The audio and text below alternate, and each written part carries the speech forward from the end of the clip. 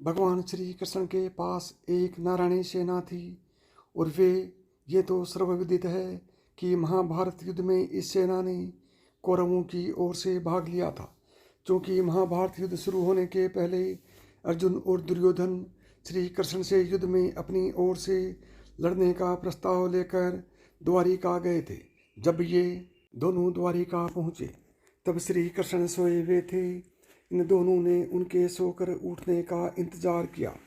जब श्री कृष्ण नींद से जागे तो उन्होंने सबसे पहले अर्जुन को देखा, क्योंकि वह श्री कृष्ण के चरणों के पास बैठे थे। अर्जुन ने कहा, वासुदेव, मैं इस युद्ध के लिए आपकी सहायता लेने आया हूँ।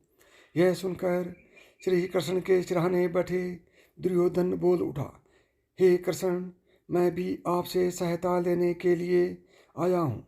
क्योंकि मैं अर्जुन से पहले आया हूँ, इसलिए सहायता मांगने का पहला हक मेरा होना चाहिए। दुर्योधन के बात सुनकर भगवान कृष्ण ने घूमकर उसे देखा और कहा, हे दुर्योधन, मेरी नज़र सबसे पहले अर्जुन पर पड़ी और तुम कहते हो कि तुम पहले आए। फिर भी कोई बात नहीं, मुझे तो दोनों ही की सहायता करनी पड़ेगी।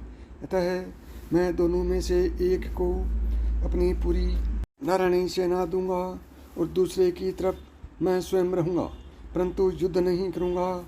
अब तुम दोनों आपस में निर्णय कर लो कि किसे क्या चाहिए।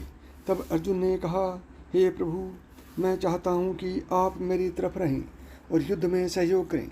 यह बात सुनकर दुर्योधन प्रसन्न हो गया, क्योंकि वह श्री कृष्ण की विशाल नारायणी सेना मांगने ही तो आया था।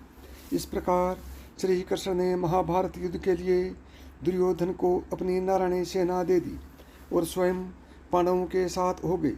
इस नारायणी सेना के प्रधान सेनापति सात्यकी थे। नियमों के अनुसार उन्हें कौरव की ओर से युद्ध में भाग लेना चाहिए था, परंतु उन्होंने पांडवों की ओर से लड़ने का निर्णय लिया था। तो आइए देखते हैं नारायणी सेना के वो 10 रहस्य जो इस सेना को शक्तिशाली बनाते हैं। एक, यह सेना कृष्ण के 18,000 भाइयों और चचेरे भाइयों और कम से कम 10 लाख योद्धाओं से मिलकर बनी थी।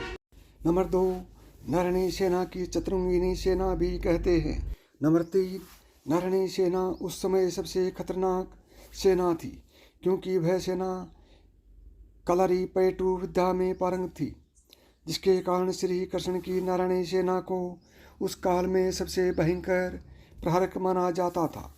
नंबर 4, श्री कृष्ण की एक अक्षौहिणी नारायणी सेना मिलाकर कौरवों के पास 11 अक्षौहिणी सेना थी और पांडवों ने भी 7 अक्षौहिणी सेना इकट्ठी कर ली थी।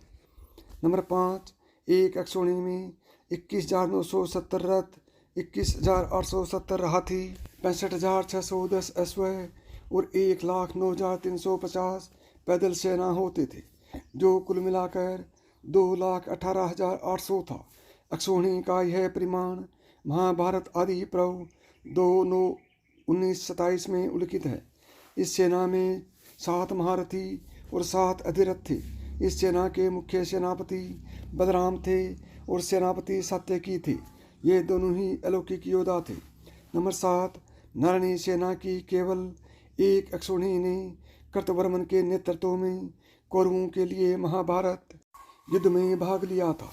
नंबर 8, सात्यकी ने अर्जुन के गुरु होने के कारण स्वेच्छा से महाभारत युद्ध में भाग लेने के लिए अपनी नारायणी सेना के हिस्से का उपयोग नहीं किया था।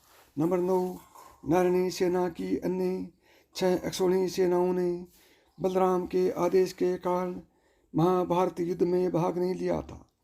नंबर 10, महाभारत युद्ध के अंत में नारायणी सेना की सभी अक्षौहिणी सेनाएं जीवित थी। इस सेना के माध्यम से पूर्व में श्री कृष्ण एवं बलराम ने निषादु, गंधार, मगध, कलिंग, काशी, कौशल, करुण और गार्गे के शासकों को युद्ध में हराया था। कृष्ण ने भी दक्षिण में पांडे, विदर्भ, गांधार, मगध और शोणितपुरा को जीतने के लिए नारायणी सेना का उपयोग किया था। जय श्री कृष्ण। कृष्ण कृष्ण।